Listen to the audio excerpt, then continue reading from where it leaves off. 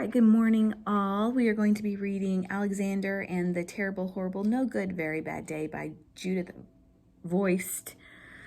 And so we're going to read this and think about choices that Alexander made that probably weren't the best choice.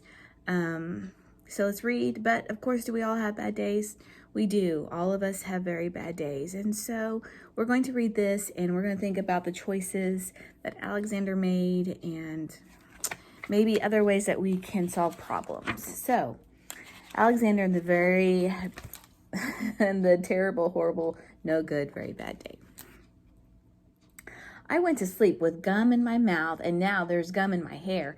And when I got out of bed this morning, I tripped on the skateboard, and by mistake, I dropped my sweater in the sink while the water was running, and I could tell it was going to be a terrible, horrible, no good, very bad day. At breakfast, Anthony found a Corvette Stingray car kit in his breakfast cereal box, and Nick found a junior undercover agent code ring in his cereal box. But in my breakfast cereal box, all I found was breakfast cereal.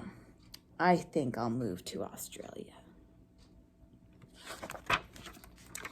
In the carpool, Mrs. Gibson let Becky have a seat by the window. Audrey and Elliot got seats by the window too. I said I was being scrunched. I said I was being smushed. I said if I don't get a seat by the window, I'm going to be car sick. No one even answered. I could tell it was going to be a terrible, horrible, no good, very bad day. At school, Mrs. Dickens liked Paul's picture of the sailboat better than my picture of the invisible castle. At singing time, she said, I sing too loud. At counting time, she said, I left out 16. Who needs 16? I could tell it was going to be a terrible, horrible, no good, very bad day. I could tell because Paul said I wasn't his best friend anymore. He said that Philip Parker was his best friend and that Albert Mayo was his next best friend and that I was only his third best friend. I hope you sit on a tack, I said to Paul. I hope the next time you get a double-decker strawberry ice cream cone, the ice cream falls apart off the cone and lands in Australia. There were 2 cupcakes in Philip Parker's lunch bag, and Albert got a Hershey bar with almonds, and Paul's mother gave him a piece of jelly roll that had little coconut sprinkles on top. Guess whose mother forgot to put in dessert? It was a terrible, horrible, no good, very bad day.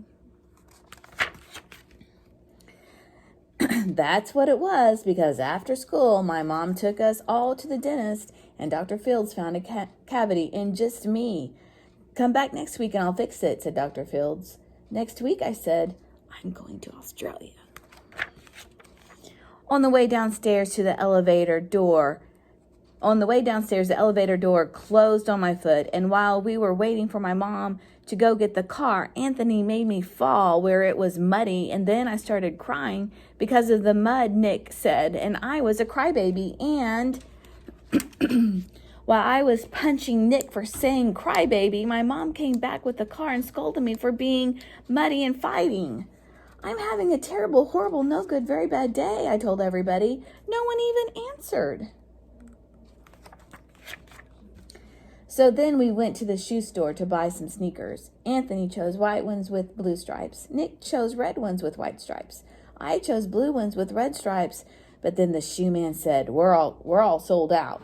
They made me buy plain old white ones, but they can't make me wear them. When we picked up my dad at his office, he said I couldn't play with his copying machine, but I forgot. He also said to watch out for the books on his desk, and I was careful as could be, except for my elbow. He also said don't fool around with his phone, but I think I called Australia. My dad said, please don't pick him up anymore. It was a terrible, horrible, no good, very bad day. There were lima beans for dinner, and I hate lima beans. There was kissing on TV, and I hate kissing. My bath was too hot. I got soap in my eyes. My marble went down the drain, and I had to wear my railroad pajamas. I hate my railroad pajamas. When I went to bed, Nick took the pillow he said I could keep, and the Mickey Mouse nightlight burned out, and I bit my tongue. The cat wants to sleep with Anthony, not me. It has been a terrible, horrible, no good, very bad day. My mom says some days are like that. Even in Australia. All right, so poor Alexander did have a very bad day. So, one thing, if we move to Australia, just like Alexander wants to do, how will that solve any problem? So Mom says something very true at the end, which is, people have problems even in Australia.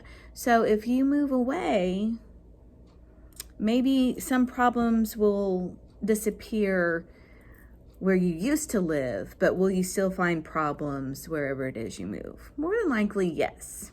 That is true. So my question is, have you ever run away from your problems? And if so, did it help? That's my question to you. Have you ever run away from a problem?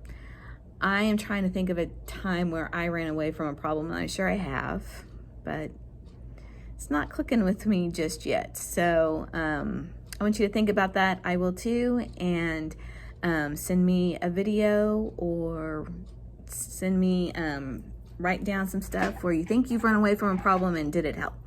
All right, until next time, bye.